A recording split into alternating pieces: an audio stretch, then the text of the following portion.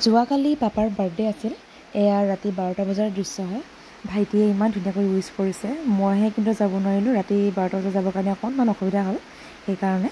আমাৰ জন্মদিনবিলাকত সৰুৰে পৰা ইমান ধুনীয়াকৈ মা পাপাই উপচাই পেলায় সেইকাৰণে এতিয়া আমিও যিমান পাৰোঁ চেষ্টা কৰোঁ তেওঁলোকৰ জন্মদিনতো যাতে তেনেকৈয়ে ধুনীয়াকৈ আমি উপচাই পেলাব পাৰোঁ আৰু এয়া গধূলিৰ বাৰ্থডে গিফ্ট খুলি আছে দেই কালি ৰাতিয়ে গ'লে নহয় ই ৰাতি 12টা বজাত উইশ কৰিছে 12টা 17-18 মান হৈছিলে হ'বলা ই মানে তুলি আছে উঠা নাই টোপনিত ভাগৰ লাগি আছে আইমিটো ক'বা তাৰপৰা ই নাম হোৱা কি জানি ই ফোন কৰিছে নহয় মই এইটো পাব সেইটো আমি আছো টোপনিত মই ক'লো হেৰি কৰচোন বোলো ৰিচিভ কৰচোন তেওঁ কৈছে হেৰি বোলে কি কয় কেলে হেৰি কৰিলে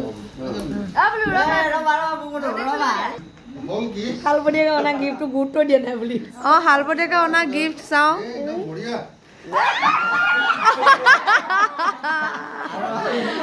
টুথব্ৰাছ আৰু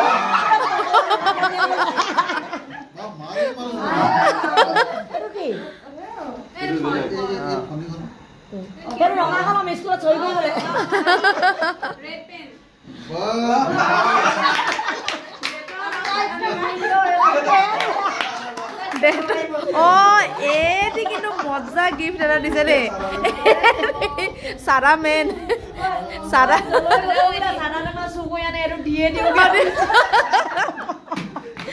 মহানো একদম পুৰা মজা গিফট দিছে কিন্তু বৰ ধুনীয়া cake Happy birthday to you.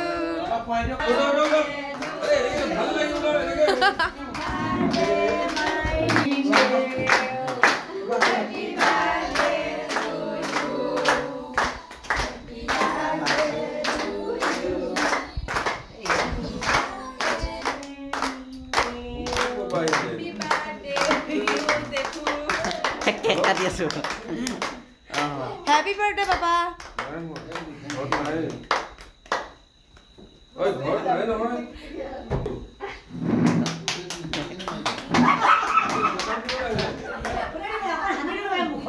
এয়া আকৌ গধূলিৰ দৃশ্য মাহীহঁতৰ পৰিয়ালটো আহিলে আৰু ওচৰৰে খুৰীহঁতো আহিলে অকল বা নাছিল বাকী ভাইটি ভণ্টিও আছিল বালে যে এনেকুৱা দিনবিলাকত ইমান বেছি মনত পৰে তাই কিন্তু এবাৰো থাকিব নোৱাৰে যিহেতু তাই অলপ দূৰত বিয়া হৈছে সেইকাৰণে পাপাৰ জন্মদিন বুলি সকলোৰে হাঁহি ফূৰ্তি ধেমালিৰে এসাঁজ খালোঁ একেলগে আপোনালোকেও আশীৰ্বাদ কৰিব যাতে মোৰ পাপা স্বাস্থ্যৱান হৈ থাকে